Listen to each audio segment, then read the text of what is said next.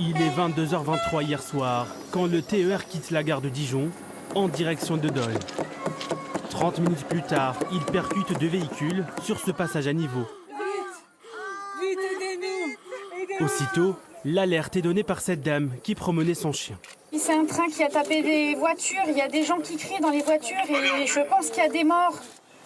Plusieurs véhicules de secours arrivent sur place. J'ai une victime qui est consciente, j'ai deux impliqués dans la Bilan, première VL. 28 blessés, dont 7 graves et un décès. On est en train de les médicaliser dans le train pour pouvoir les évacuer. Mais aucune victime n'ira à l'hôpital, car en réalité, il s'agit d'un exercice grandeur nature, le premier depuis une dizaine d'années. Pompiers, SAMU, gendarmerie et SNCF, le scénario a mobilisé plus de 220 personnes. Objectif, tester la coordination entre les différents acteurs. On a déployé 2 mannequins haute fidélité sur un exercice. C'est la première fois qu'on déploie un tel dispositif et on sait que les retombées en termes de formation et d'amélioration seront majeures. Les moyens qui sont arrivés de façon relativement conséquente, ce qui n'aurait pas été le cas dans la réalité.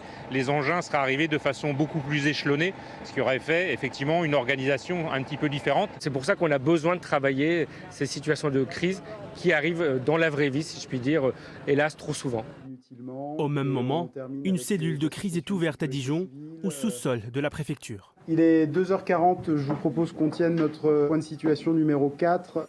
C'est ici que les décisions sont prises tout au long de l'exercice. L'objectif, c'est d'abord de stabiliser le bilan des victimes, parce que ce sont des chiffres qui sont parfois difficiles à obtenir. Les victimes changent d'état entre les urgences absolues, les urgences relatives. Sur le terrain, la maire du village est aussi associée au dispositif. Bon alors nos victimes, elles sont où maintenant? Et elle n'a pas hésité à dire oui lorsque la préfecture l'a sollicité. Le problème c'est qu'on a un passage à niveau et il y a beaucoup de passages, parce que les gens de Berlefort passent systématiquement par ici. Et ils passent un train toutes les 7 minutes. Simulé pour mieux intervenir, car sur les 150 passages à niveau en Côte d'Or, on dénombre plus de 50 accidents sur les 10 dernières années.